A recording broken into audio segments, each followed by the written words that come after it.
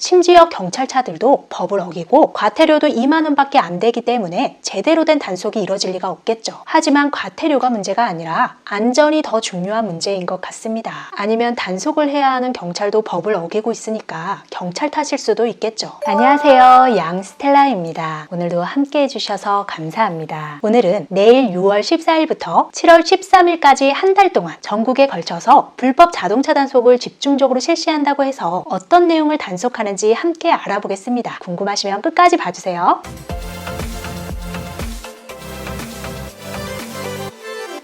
국토교통부에서 국민안전과 자동차 운행질서 확립을 위해서 14일부터 1개월간 불법 자동차 일제 단속을 실시한다고 발표했는데요. 2015년부터 매년 한 달 동안 집중해서 단속을 해오고 있고 운행 정지명령, 번호판 영치, 직권 말소와 같은 강력한 처벌을 해서 매년 평균 31만 대를 단속을 했고 작년에는 코로나로 인한 사회적 거리두기 때문에 단속 실적이 줄어들긴 했지만 세금 체납, 자동차 검사 미필, 무보험, 운행 정지명령 등에 대한 번호판 영치, 불법 튜닝, 안전기준 위반 외에 다음과 같은 항목들에 대해 25만여 건을 단속을 했는데요. 올해는 더 안전한 자동차 운전 환경을 만들고 운전자들과 시민들의 불편을 해소하기 위해서 언론 보도하고 국민들의 민원 제보 등의 여론을 반영해서 몇 가지 사항들을 추가로 단속 대상에 포함한다고 합니다. 어떤 내용이 단속 대상에 추가되는지 보면 많은 분들이 공감하실 거예요. 코로나 위기 1년 동안에 우리 주변에 여러 가지 변화가 있었지만 그 중에 가장 눈에 띄는 변화라고 할 수 있죠. 배달용 오토바이가 정말 많이 늘어났습니다. 그런데 밀려드는 주문량과 빠른 서비스 경쟁 때문에 배달원들이 교통신호 위반을 비롯해서 아슬아슬하게 위험한 운전을 많이 하는 것을 쉽게 보게 됩니다. 단속을 피하기 위해서 배달원들이 번호판을 애매하게 가리기도 하는데요. 이러한 오토바이의 번호판 고의 가림이나 훼손 여부가 단속 내용에 추가됐습니다. 그리고 스쿨존을 비롯해서 어린이 교통사고도 국민적인 관심을 받고 있는 만큼 어린이 운송용 승합차에 대한 안전기준 여부하고 자동차 불법 튜닝 등을 추가로 단속하는데요. 어린이 운송용 승합차의 경우에는 하차 확인 장비 미비, 썬팅 기준 위반 단속이 강화된다고 합니다. 몇 년 전에 어린이집 차에서 아이가 몇 시간 동안 방치돼서 사망하는 사고가 여러 건 있었고 광주에서는 한 아이가 7시간 동안 어린이집 차량에 방치됐다가 식물인간이 된 사고도 있었죠. 그때 운전기사가 30분 동안 세차까지 했는데도 썬팅이 진해서 아이가 있었는지 몰랐다고 합니다. 운전기사 역시 30여 분간 차량을 세차한 뒤 인근 도로에 주차할 때까지 최군이 남아있는지 몰랐습니다. 그래서 하차 확인 장치를 의무 장착하도록 되어 있고 올해 4월 17일부터는 어린이 운송용 승합차에 대해서는 모든 착료리에 썬팅 검사를 하는 것으로 자동차 관리법이 개정됐습니다. 썬팅 기준은 승합차뿐만 아니라 일반 차량들도 법적으로 정해진 기준이 있는데요. 도로교통법 49조 3항을 보면 경호용, 구급용, 장의용 자동차를 제외하고는 운전석 앞면과 좌우 옆면 착료리는 가시광선 투과율 기준을 제한한다고 나와 있습니다.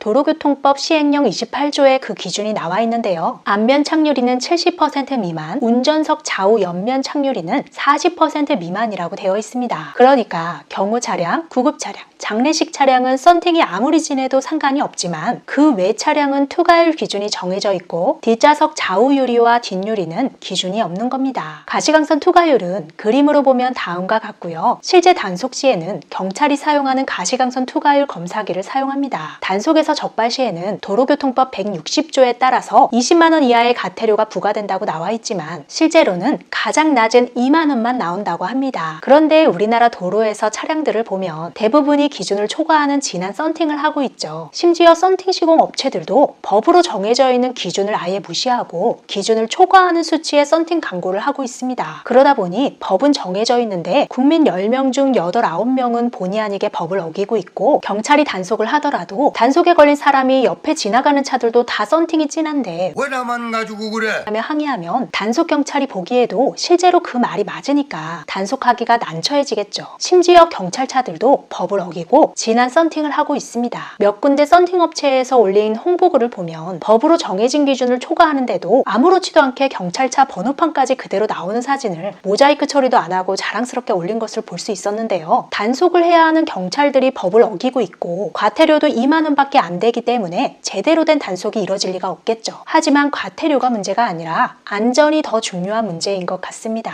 햇빛으로 인한 가시광선이 많은 낮에 운전하는 경우에는 썬팅 농도가 규정 이상이더라도 운전 중 전방주 시에는 별다른 영향이 없지만 낮 시간에도 어두운 터널이나 지하주차장 같은 건물 내부의 어두운 곳에서는 안전에 지장을 줄 수 있습니다. 특히 야간에 운전하는 경우에는 전방주 시에 많은 영향을 준다고 하는데요. 삼성 교통안전문화연구소의 실험 결과에 따르면 돌발 상황 반응 속도에서 야간에 짙게 썬팅한 차를 운전하는 것은 소주 반 병에서 한 병을 마시고 운전하는 것과 비슷하다고 합니다. 그리고 차 안에서 애완견을 안고 운전하거나 안전벨트를 착용하지 않는 등의 교통위반 사항을 단속할 때에도 차량 내부가 보이지 않기 때문에 단속할 수 없는 문제도 있습니다. 차량 썬팅을 진하게 안 하는 사람들만 계속 손해를 보는 거죠. 그런데 고급 차량일수록 경쟁적으로 썬팅이 더 진해지기도 합니다. 국민 전체적으로 잘 모르고 있거나 시공업체들의 잘못된 판매 방법 때문에 아니면 단속을 해야 하는 경찰도 법을 어기고 있으니까 경찰 탓일 수도 있겠죠. 아무튼 자신도 모르게 많은 국민들이 법을 어기고 있고 국민 여론에 민감한 경찰은 여론을 의식해서 단속을 못하는 것 같은데요. 미국의 경우에는 전면 요리는 투과율 100%에 단속도 철저하게 하고 있습니다. 우리나라를 제외한 대부분의 국가에서도 안전을 위해 과도한 자동차 썬팅을 강력하게 단속하고 있고 이를 위반할 경우 범칙금은 물론 시공업체까지 처벌하고 있다고 합니다. 멋과 편리함도 무시할 수 없겠지만 무엇보다 운전자와 보행자의 안전이 더 우선이 되어야 할 것 같습니다. 계속해서 단속하는 내용들을 더 보겠습니다. 이륜 자동차를 포함해서 불법 튜닝이나 안전기준 위반 자동차도 단속하는데요. 최근에 도로에서 화물차에서 튀어나온 판스프링에 맞아 사망사고가 자주 발생하고 있어서 불법 판스프링 장착 화물차 단속을 집중적으로 할 것으로 보입니다. 판스프링은 화물차의 옆으로 짐이 나오는 걸 막으려고 불법으로 장착하는 장치인데요. 한 고속도로입니다.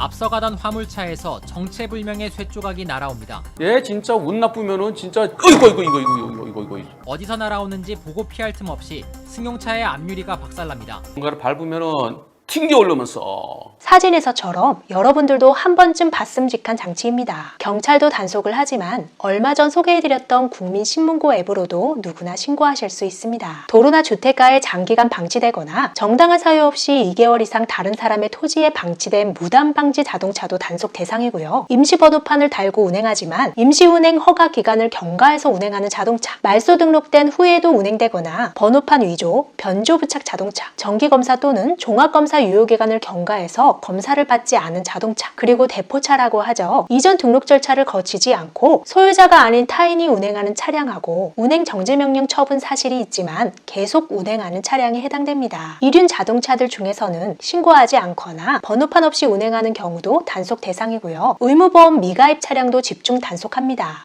구독, 좋아요 부탁드립니다. 여러분들도 혹시라도 해당된다면 단속을 피한다고 생각하기보다는 본인과 다른 사람들의 안전을 우선적으로 생각하고 법을 잘 지켰으면 좋겠습니다. 끝까지 시청해주셔서 감사합니다. 영상이 유익했다면 주변 분들에게 공유해 주시고 다음 영상에서 우리 또 만나요. 오늘도 행복하세요.